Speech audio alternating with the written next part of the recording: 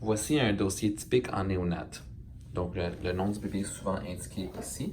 Puis les dossiers peuvent se trouver dans les alcôves de la néonate. On va y aller en section. Au début du dossier, généralement, il n'y a pas grand-chose. Ça, c'est un nouveau dossier d'admission. Donc, il y a plein d'affaires comme des tests à l'admission. Mais généralement, lors du jour par jour, il n'y a pas grand-chose au début du dossier. La première fois que vous consultez le dossier, c'est toujours intéressant de consulter la partie qui s'appelle Histoire examen, dans laquelle vous allez trouver essentiellement le premier examen physique du bébé, l'impression et le plan initial pour ce bébé-là. Puis au verso de cette page-là, vous allez trouver des informations concernant la grossesse, incluant s'il y avait d'autres maladies, les échographies de la grossesse, l'accouchement. La prochaine section, liste de problèmes, est peu utilisée. La prochaine section, préparation au congé. Généralement, dans cette section de préparation en congé, vous allez trouver des affaires que l'infirmière du congé va remettre aux parents lorsqu'il est rendu au congé. Par exemple, le sommeil sécuritaire ou autres informations, les numéros de téléphone à rejoindre, la méthode Kangaroo à l'unité néonatale. Donc, plein de documents qu'on partage avec les parents. Pas nécessairement la feuille sommaire. La feuille sommaire, en fait, justement, elle se retrouve dans la première section ici. Donc, par la suite, les notes d'évolution. C'est une note d'évolution, c'est assez standard. Vous pouvez regarder en fait sur le site de l'externat pour trouver une note d'évolution type en néonatologie. Ensuite, on a les consultations médicales. Vous allez trouver les consultations ici. Les consultations professionnelles qu'on utilise assez activement en néonatologie lorsqu'on pense par exemple à la physio, l'ergo et la nutrition. Ensuite, on a la section ordonnance. Ça, c'est un exemple, en fait, d'une nutrition parentérale qu'on n'utilise pas tout le temps, en fait, surtout sur intermédiaire. Mais si vous allez mettre toutes les ordonnances qui doivent être contresignées par un médecin résident ou un médecin néonatologiste. La section laboratoire est peu utile. Généralement, c'est mieux de checker directement sur l'ordinateur. Ensuite, ça, c'est la section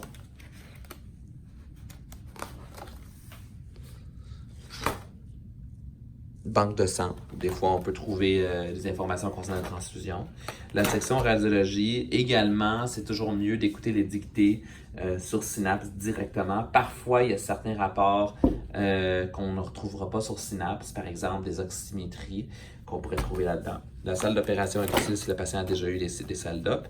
Et finalement, en paramètres fondamentaux, vous allez trouver en fait la courbe de croissance du bébé. Ici, on ne la retrouve pas, mais généralement, il y a une courbe de croissance.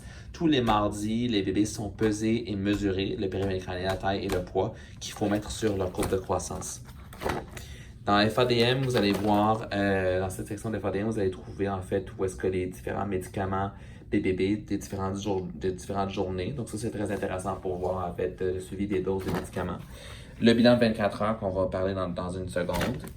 Les feuilles d'inhalothérapie. Donc, ça, c'est quand un patient, par exemple, peut être sur un support respiratoire. Au soin intermédiaire, ceci serait, par exemple, une lunette nasale haut débit. Le dossier de l'hôpital référent. Donc, ça, c'est généralement s'il y a un transfert d'un patient. C'est possible des fois qu'on accepte des patients de, par exemple, Saint-Jérôme ou de la santé d'un autre niveau 2 qui viendra chez nous pour d'autres investigations. Des fois, ça va être dans cette section-là ou parfois, c'est dans un cartable à part complètement. Et ensuite, finalement, la section d'hiver.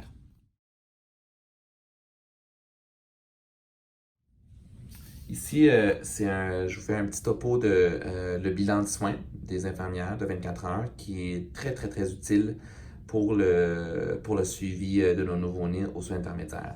C'est quelques pages, donc il faut vraiment, on va y aller page par page. Ce qui est intéressant, ce qui est noté dans ce bilan, c'est vraiment tout ce qui a trait avec le suivi du bébé.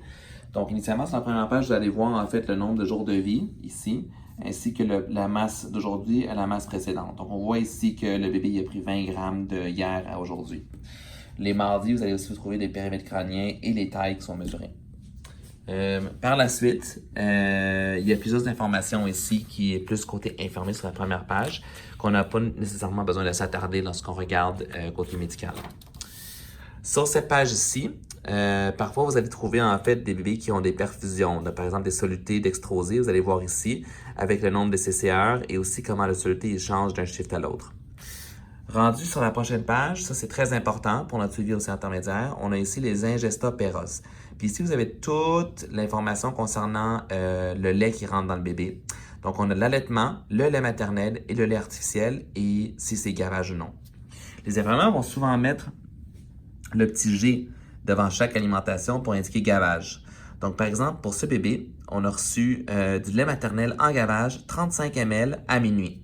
À 3 heures, on a reçu 35 ml à 3 heures.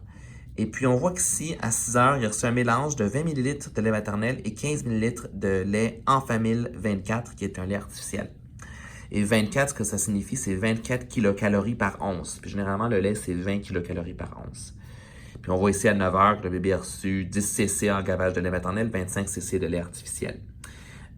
En même temps, on voit que le bébé il a eu aussi une tentative d'allaitement à ce moment-là, à 9 heures du matin. Donc ça, c'est très important.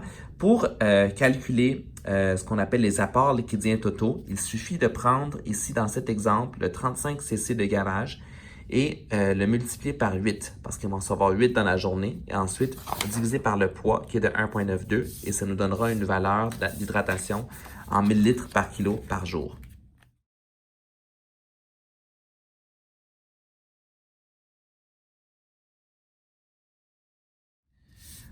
La prochaine section, on parle des excréta. Donc ici, on peut vraiment regarder tout ce qui a trait avec urine. Ici, on parle de 1, 2, 3 urines dans la nuit.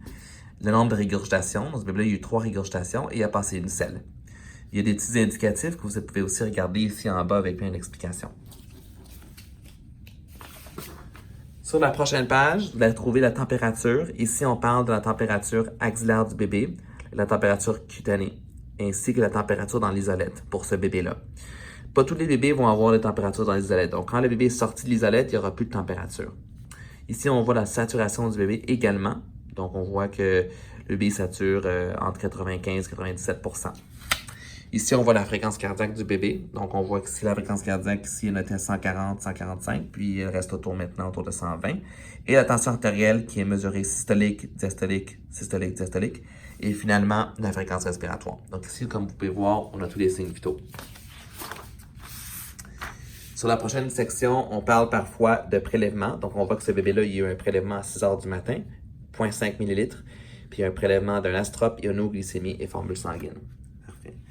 Puis dans cette section-ci, vous allez voir si le bébé a été aspiré. Puis on voit dans cette section-là que le bébé a été aspiré en arrière-gorge, une fois 1 heure, 4 heures et 8 heures.